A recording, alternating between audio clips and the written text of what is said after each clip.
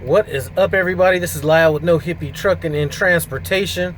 I just got done delivering that a load that I picked up in Hiram, Utah, brought it out to Chicago and then Middleton, Wisconsin. Man, I'm gonna tell you, forgot the name of the place I did the first drop at, but that is a dream place right there. Went in there, handed him the paperwork. He just said pick a dock. Picked a dock, backed in. 15 minutes later, boom, paperwork's ready. All right, good to go. Left and went up to Middleton, Wisconsin. This was a little bit trickier. This was kind of a place that's a meat warehouse, but they also sold to the public. So when you're pulling into this place, you're dealing with traffic going in and out of this place. So finally, I just had to get thuggish with it and basically just took up all the space. You know, made it be known that I was coming in and everybody was going to have to wait. And then once you get kind of in there, you go around to the back of this facility and you got to kind of go up a pretty steep hill to get up to the loading area. And this loading area is capable of handling 53-foot trailers, but I just don't think that it's just super easy for 53-foot trailers. But got that backed in, had those guys unloaded. Bang, those guys unloaded probably in 15 minutes as well. So now I'm at a TA in Madison, Wisconsin. I have another load that just got put on me. Now the load today is the 10th. The load picks up at 0200 on the 12th. So that gives me damn near enough time to get a 34. I heard it's supposed to be snowing out here, so I may not chance the 34 because that would really make it tight on me getting to the shipper. But a lot of people would complain about sitting for a day. Listen, I could use this break. I think, you know, based on this load that I'll be picking up and the load that I dropped, I think that's going to make for a good week. Now,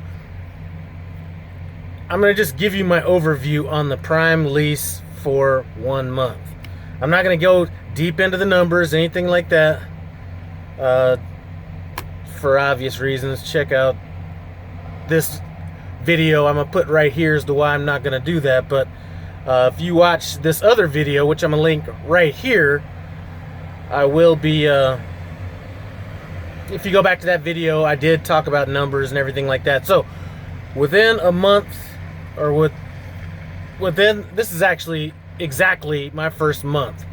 Now, it's kind of more or less 3 full weeks and then 2 half weeks, because the first week I was out, I think my first load picked up on a Thursday. I forget. But either way, that first week still made some decent money on that first week, even though it was a half week. The next week is the week that I did the video on, so those numbers are there. The week after that,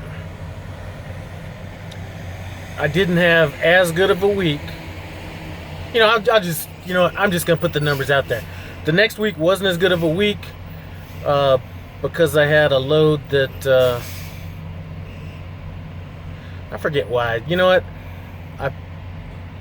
That second week I ended up making, and I'm going off the top of my head, I think it was $1,300 that went into my account, $300 that went into my emergency fund. So let's say $1,600–1,700 for that week. The last full week, which would have been over the first of, you know, over New Year's and all that stuff, I did sit. I had a bad trailer, had to take that trailer to one of our yards. I sat at the yard for a day, and really I only got one load on that pay period. That load was, I think it was a $2,600 load or something like that.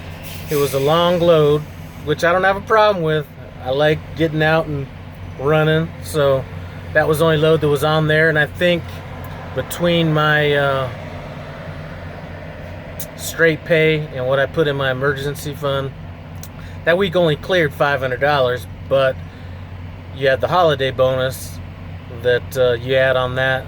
I think it was a little over $500. So you add the $500 holiday bonus to that $500 and some change, and now that's $1,000, a little over $1,000, which has been my worst week thus far. So this week is shaping up to be a good week. As a matter of fact, let me take a look at my calendar right quick. So chances are this might be my last load on this week. It delivers on Monday unless they have something that's super short, and I told them to get me home. So if they had me do something short that was going the right direction, I'd be fine. Other than that, I think I'd be happy with this next paycheck with just these 2 loads on there as well. So what do I think about the lease? You know what? After being in this lease a month, I'm happy with it. I'm not saying that everybody should go lease. There's a bunch of reasons why I went lease that had nothing to do with money. But I can tell you, if I was married and my wife didn't have, or if I was a married person, which I am, and there was no insurance that was being covered by my wife, I would strongly consider going the company route. Like I said, there's a few other factors as to why I didn't do it. And the ups and downs of leasing, you're always going to hear people saying, try it out for a year before you lease and do all this kind of stuff. And I kind of can say in certain circumstances that may apply to certain people. The way things are set up between me and my wife, I can have a bad week. I could have 2 bad weeks, and when I say bad weeks, I mean weeks where I actually make nothing, or maybe even go into the hole or something like that, and it's really not gonna affect me. But everybody's not gonna be, built like that. So if you're the type of person that has credit card debt or a lot of debt in general or things like that, I would highly consider maybe looking into the company option first, because it doesn't take much to kind of put you in a bad situation on a lease. I just spoke with somebody that had their truck in the shop, and it's been down for a while, and he's in the negative. Not a lot, not an alarming amount, nothing that would really concern me, but I think that it could concern a lot of people. Trying to think what else about this lease. I'm really not getting all anal about the numbers. I am a numbers person, but I know when to not take it too far and dig too far into the details. So in something like this, I'm glancing over the numbers, I'm seeing what's coming in, seeing what's going out, and that's about it. I'm not ridiculously going out of my way to increase my fuel economy. I mean, I was driving a little bit slower, and that did help out a bit, and I'll continue to do that to some degree. This load that I just picked up from Utah, bringing it out here, the way my hours were shaping up, I was trying to get out here as fast as possible, so I wasn't as concerned about what the fuel economy was going to be on this particular trip. Although it does look good. I don't know if the truck is starting to come around a little bit, because even getting up in that 65 area, it still was doing pretty good as far as fuel economy. Certainly better than when I first got the truck, when it was in the low 7. So maybe you just needed your boy to break it in a little bit. Almost got killed out here today. Well, not killed.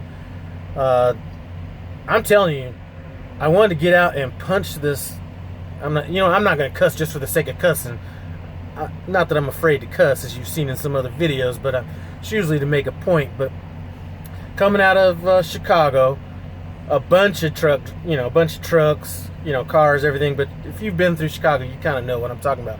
A truck was about to get on the wrong exit, apparently, And rather than, here's a suggestion for new people out there, and I know it's kind of hard to, you know, it may make you feel uncomfortable, but there's nothing wrong with taking the wrong exit, unless there's a low bridge or something like that. But this was just an exit that he was going to take, and apparently it was the wrong exit. Rather than going ahead and exiting and then kind of, you know, regrouping after that, he slammed on his brake, came back into, you know, came back on the highway.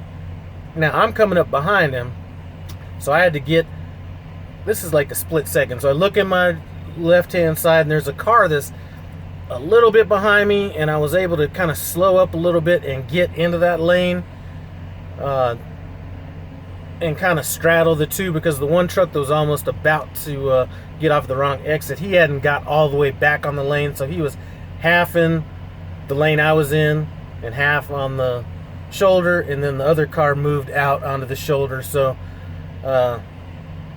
anyway, that was, as a result of that, it was like the first time that I've ever had anybody compliment me. I mean, I've heard a few times about Prime drivers driving slow, but I actually got complimented by a couple drivers that were behind me. You know, nice save, I think somebody said, and then somebody was like, you know,